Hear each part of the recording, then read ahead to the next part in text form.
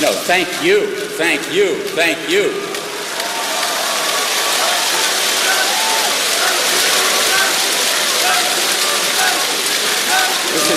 This is Rajavi, honored guests, and supporters of liberty and conscience here, who are therefore supporters of MEK.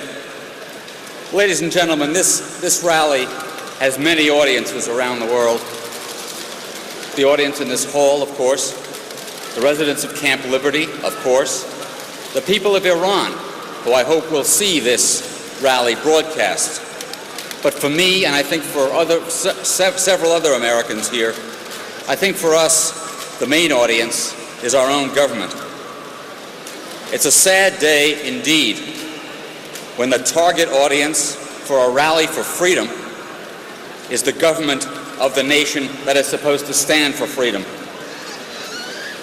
It has come to this, that we have to preach the cause of freedom to the government that is supposed to protect freedom. Well, if it's come to that, we have no choice except to do it. Our government, and in particular our military, made a solemn promise when we invaded Iraq in 2003 that if the residents of Ashraf gave up their weapons, their only means of self-defense, they would be treated as protected persons under the Geneva Convention. There is only one government in the world that has the power to make good on that promise, and that is the United States.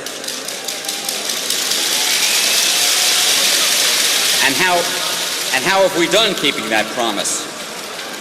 Two separate times, when the United States Secretary of Defense was in country, the residents of Ashraf were attacked by the Iraqi army with weapons and with vehicles that had been provided by the United States.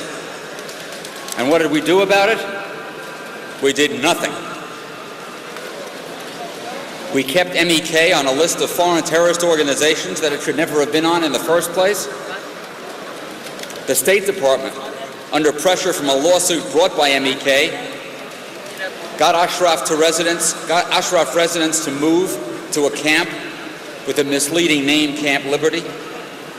They moved on the false promise that being close to the airport somehow made them safer and that there was a plan to evacuate them in an emergency.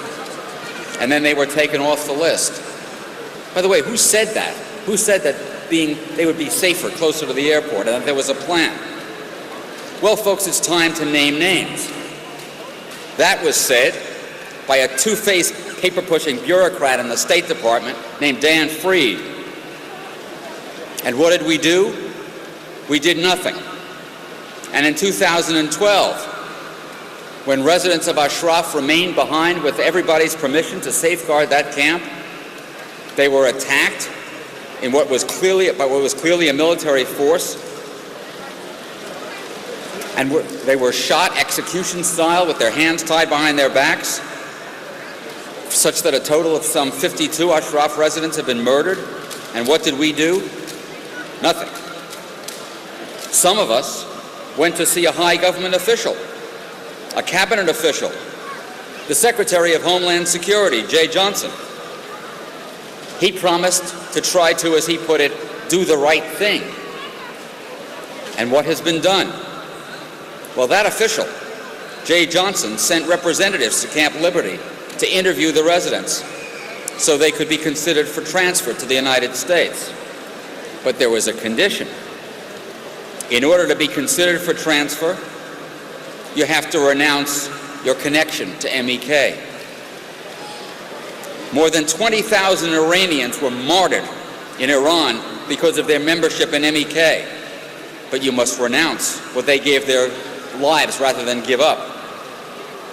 More than 50 of your brothers and sisters and husbands and wives were murdered for being part of MEK, but you have been denied food and medical care because of your connection to MEK, but you have to renounce that.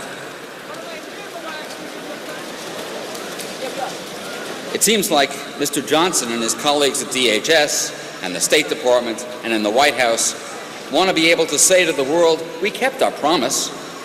We offered safety, but they would not take the promise. Then they would not renounce. So it's their fault, not ours.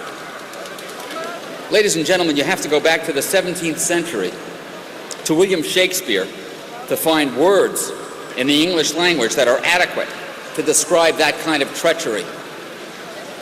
Shakespeare described that behavior as keeping a promise to the ear, but breaking it to the heart.